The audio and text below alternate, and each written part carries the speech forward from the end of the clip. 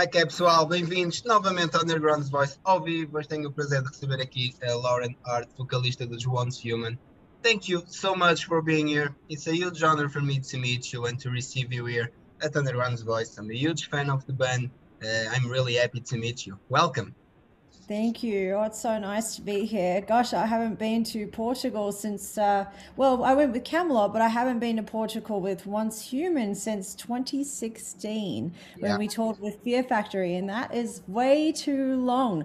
I believe Portugal was the very first show we ever did in Europe. Or probably was that Madrid? It was either Portugal or Madrid. I'm sorry. Uh, you have to come back soon. yes. I Well, remember them being amazing shows. The best fans out there. I love you guys. perfect, perfect. Well, the new album Scar Weaver was released at February 11, and it's awesome. I really love the album. It's by far your best vocal performance ever. It's a really solid album. It's mature, aggressive, melodic, groovy. Is this your definitive affirmation album as a band? We're constantly growing, we're constantly changing. I love the evolution of this album. Quite different to Evolution, the prior album, and Yeah. completely different to album number one, where I came and saw you guys. Yeah, we're constantly growing and changing. I don't know if we've reached sort of the apex yet, but we'll see.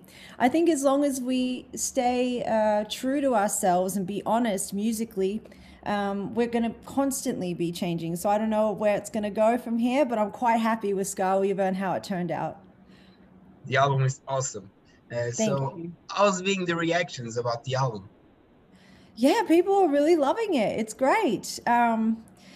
This time around, I've been hearing a lot of like, oh, you guys sound. It's like I hear a lot of Fear Factory influences, Yeah. and let's see, who else do I hear? And then of course, now I'm seeing that we're a groove metal band, which I don't think we were before that. I think before that we were mellow death, and now we're groove metal. So yeah, but it's I don't know. The response has been amazing, so I'm excited. The album was released now, but first single "Deadlock" with Rob Flynn as a guest was released like eight months ago. So, which was the reason for this gap time between the single and the album? Well, it was because originally we wanted to release this album like 2 years ago. And then when the pandemic happened, we didn't feel comfortable. Well, a lot of bands didn't feel comfortable releasing albums unless there was a tour behind it. Because especially for newer bands or unknown bands, touring is so important on these albums, It's like the most important thing, getting out there, playing and promoting. And I feel like that's when we really connect with the fans, truly. That's when fans come and they become fans for life, is when they see us live. So it was really important. So when the pandemic happened, no one knew how long it was going to go for. So we decided to have a long rollout, meaning we were going to release singles, a lot more singles than normal for an album release. And we were going to start 8 months prior to album release and release songs. Number one, the fans really needed music during that time. I don't think it was fair to keep holding out. So I'm glad we did that. And number two, it just, since we were releasing the album 8 months from then, it just, needed to be a long rollout. So that's why we did that. And you already said somewhere that "Only in Dead," the second single, is the most personal song in the album for you. Can you explain why? It's a pretty intense song. It's that one's really difficult to explain because it is so personal. But I invite you all to read the lyrics, Yeah. and I hope that I try to write my lyrics quite abstract so that when people read them, they can find their own meaning in the song and connect with it in their own way. And I get a lot of letters, messages saying like, "Oh, this song made me feel this way, and it really reminded me of this person, and it helped me grieve through this." And you're right. If that's what the song is about to you, you're absolutely right. And so, yeah, I prefer to keep that one personal. Sure. And the latest single, Scar Weaver, the title track, was released a couple of weeks ago. Your voice on that song is unbelievable.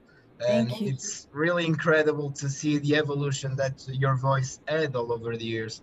And did you practice? Did you have classes? It's natural talent.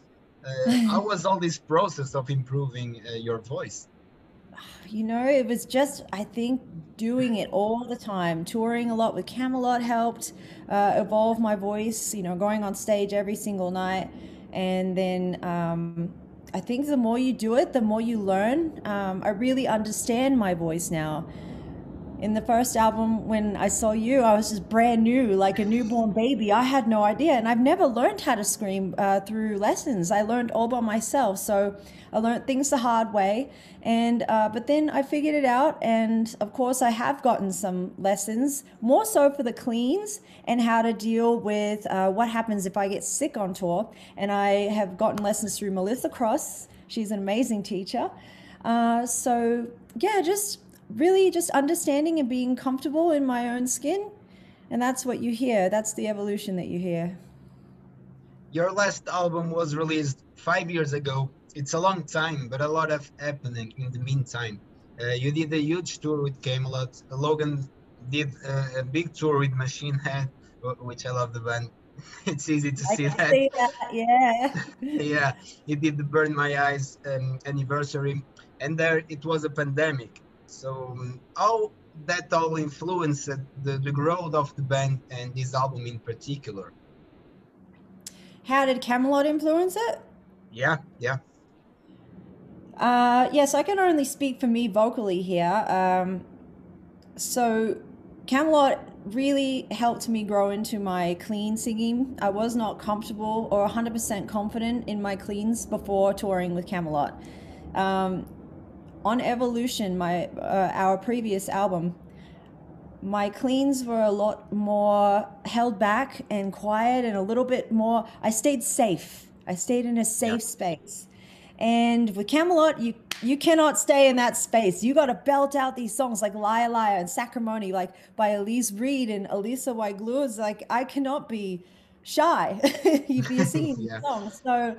So yes, doing that every single night really got me out of my comfort zone, and I discovered new things about my voice once I stopped comparing myself to these amazing girls, and I started being comfortable in my own voice and my own tones, and realizing I don't have to be these girls that sound like these girls in order to be a singer, you know.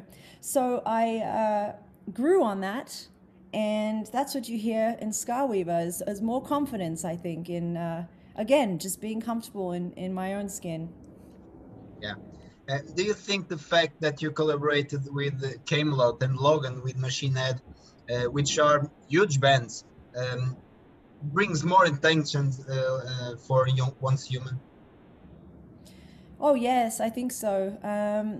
I know that the Camelot fans are still. I still talk to them a lot. Like I have Patreon, and there's a lot of fans that I've met through Camelot that are still there with me today, and they support me 100%. So yes, it's been amazing, and you do reach a completely new audience through Yeah. Camelot versus Once Human. It's, you know, they're quite different style wise, but Camelot fans are so open minded and they just really embraced Once Human. So that's great.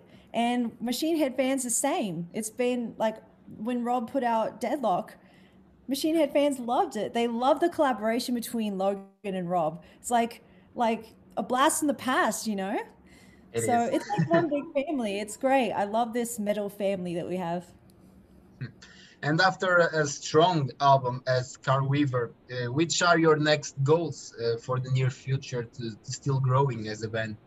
Beside going on tour whenever it's possible, of course. That's our biggest goal. We need to tour on this as much as possible. Of course, that is up to the world and the headlining bands, because we will have to be supporting some big bands, you know, when we go to Europe and stuff. So that's dependent on those bands, whether or not these tours can happen. And it's also dependent on the world and opening up and letting us come over there. So we'll see. That's our number one goal. That's all we want to do. That's when we feel like we're home. We need one human here in Portugal soon. Yes, I hope so. Well, finally, thank you so much for being here. Once again, it was a huge honor to receive you at Underground's Voice and to meet you. I hope to meet you soon here in Portugal as well. So, any last words for the Portuguese fans and Underground's Voice viewers? Just thank you so much for supporting us. We miss you guys. We can't wait to come back and play for you. And I hope you enjoy Scarweaver. It's a great album, one of the albums of the year, for sure. Thank you. Wow. Once Thank again, you. thank you. Please stay safe and Oh, wait, thank wait, you. wait. Want to say hi to Logan? Yeah, sure, sure. Yeah. Hey, Logan. Hey, Logan, you got a fan here. Just popping. He was about to say goodbye. Look at that. Hi, Hey. Logan. How you doing? Do you like my flag? I like your flag. Very cool. Yeah, nice to meet you, man. Good man. Thank you. Thank All you right. so much. See you later. See you later and thank you once again. Bye. Bye. Thank you.